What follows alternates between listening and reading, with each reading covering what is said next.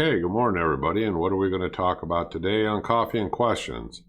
Well, we're getting into the holiday season. There's lots of discounts, especially out at Harbor Freight.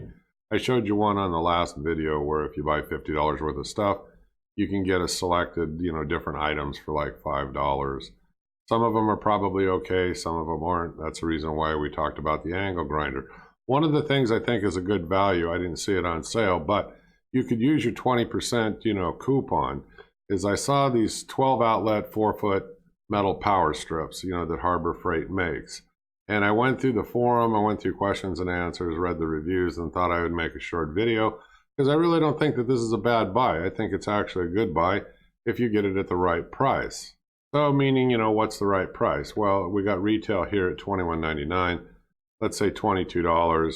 You take that 20%, it's around $17.50, $17.60. That's not bad. You might even be able to get it cheaper. I mean, if you hold out and you wait for them to go on sale, I don't know. But, I mean, this is a good bargain, I think, for what it is. And so the next question is, well, who needs one? Well, you do. Or that's what I thought is well, no, I do need one. And I went out and I got one. And so I am speaking from experience as well as the issues and things that people ran into on the forum. But it got 4.5 stars. So that's great, to start off with. So one of the questions is, well, what's it made out of? Well, it's made out of a decent gauge sheet metal.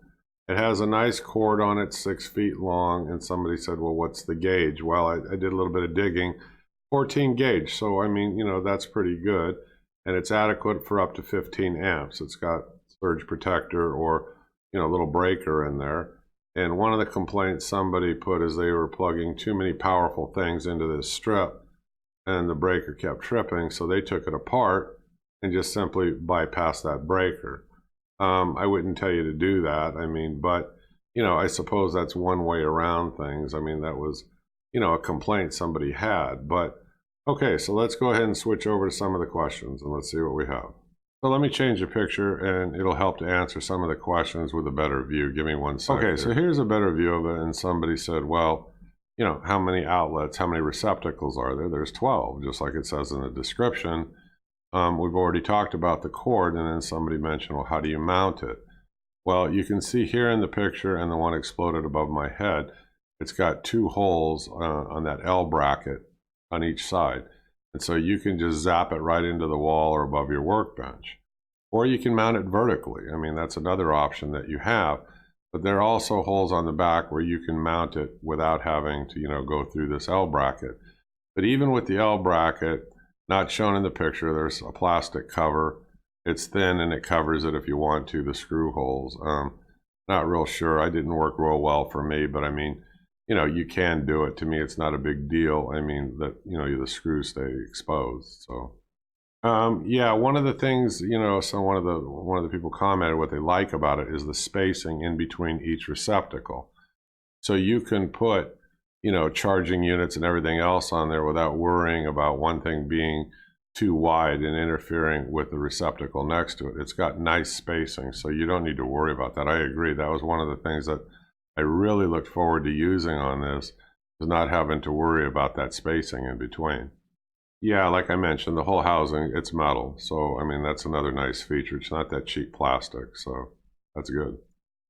What about the switch? No, it's a decent switch. Reset, on, off, it is what it is, but it's not a bad quality switch. I wouldn't say it's the cheapest thing they could have thrown in there, but it's decent.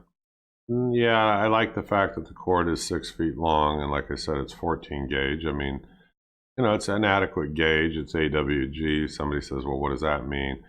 Well, it means American Wire Gauge. It's just an abbreviation, but bottom line, 14 gauge, it's good. It's adequate for the shop easily. And when I was watching one of the videos on this, when I was doing the review, there was a guy that's got a garage, and he mounted like 6 of them all throughout the garage. So when he put a car up on a hoist and so forth, he's not tripping and, falling over extension cords laying all over. He's got them placed how he wants them, where he can just quickly, plug tools in and use whatever he's using, which I suppose is a good idea if you got a full-blown shop. I've just got home garage, and one strip for right now does more than adequate for me. Maybe in the future I'll get another one, but for right now, one's fine. Are they only good for, garage? No. I mean, you could put this behind your couch. You could put it by your desk. I mean, if you've got, a Wi-Fi, you got a modem, you got a printer, you got a computer, you got your charging device for your cell phone, you got all these things. It's a nice strip where everything can get plugged in. And I mean, you just have to be able, to hide it and get it out of view, I suppose. But that's not just for the garage. You could use it inside if you have a use for it, or maybe a lot of TV components or something. Yeah, am I reading this right? Let me see.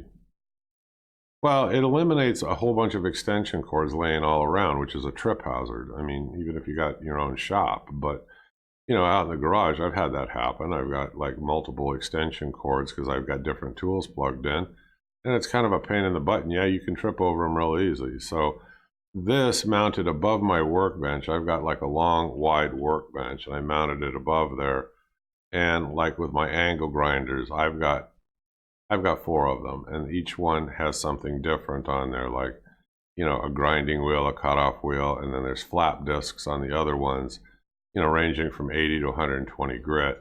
And if I'm working on a project, I go get them set up, I go plug them all in, and I keep them on the shelf above it out of the way. Then as I need them, I'm very quickly, using these. So, it comes in handy, or you can put, like I said, your battery charger and leave it permanently plugged in.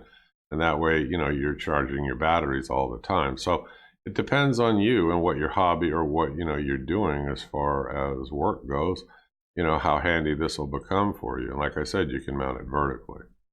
So, I mean, just my opinion. I mean, I think for the price, I mean, if you can get it down around, that $18 and lower range, I mean, with the 20%, it's a good deal. It's a good, fair deal for what it is. I mean, I really have liked mine so far. I've been using it for about 6 months now.